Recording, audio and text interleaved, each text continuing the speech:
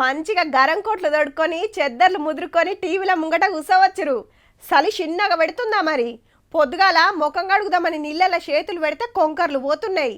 ఇంట్లో కూసోవాలన్నా సలే, బయటకు వచ్చినా సలే. మీది బాజ్కి ఎట్లుందో గాని మన తాన్నైతే దినమింత ఇగం పెరుగుతూనే ఉన్నది. చలికి తోడు గిది జమే వరకు ఇంకింత తిప్పలు. తెల్లగా పెయింట్ రుద్దినట్టే ఉన్నది. చుట్టూర మంచు తప్ప ఏం కనబడతలేదు. ట్యాంక్ బండి మీద బొంత లెక్కనే గమ్మేసింది. పట్నంలా పొద్దుగాల సడకుల మీద గిదే పరిస్థితి. చల్లగా మంచు పడుతుంటే బండ్లు నడిపేటోళ్లకు మస్తు తిప్పల. హైవేల మీద ఇంకింత ఎక్కువనే. పాత ఆదిలాబాదు, పాలమూరు, ఖమ్మము, మెదకు, ఇటు వరంగల్ పెద్ద సడకుల మీద మంచు కష్టాలు తప్పుతలేవు.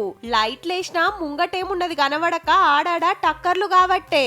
మబ్బుల పనులకు పోయేటోళ్లకు, వ్యవసాయం పనులు చేస్తోళ్లకు, దుక్నాలు తీస్తోళ్లకు కష్టమే. చలితోటి అస్సలు వశపడతలేదు. చలి బాగుంది సార్, బాగుంది. ఈ వారం రోజుల సంది అయితే బాగుంది. 8-9 అయినా కానీ మార్కెట్కి వెళ్దామన్నా అని లేని ప్రాబ్లమ్స్. నార్లు పోసి ఆనే గీ అంటున్నాయి. ఈ చలికి చలి లేకపోతే ఏమంటే నార్లు పెరుగుతూ ఉంటాయి. చలితో నాన్ని కుట్రపడి ఆనే ఉంటాయి. గరం కోట్లు దొడుక్కొని చలి మంటలు వేసుకొని కూకుంటున్నారు అంతా. పొద్దుగాల గరం షాయి చప్పరిస్తే గాని పానం నిమ్మలం అనిపిస్తలేదు. పొద్దంతా ఎండగొట్టినా ఈగమైతే తగ్గుతలేదు. కనిష్ట ఉష్ణోగ్రతలు 6.7 డిగ్రీలకే పరిమితమైందని చెప్పాలి. ఒక విధంగా చూసినట్లయితే 5 డిగ్రీల వరకు కూడా తక్కువగా నమోదయ్యాయి. ఉండాల్సిన దానికంటే 5 డిగ్రీలు తక్కువ అంటే చలి ఎట్లా ముసురుకుందో చూడుర్రి. సంక్రాంతి పండుగ దగ్గరకు వచ్చింది కాబట్టి ఇంకింత జోరు పెంచిందన్నట్టు.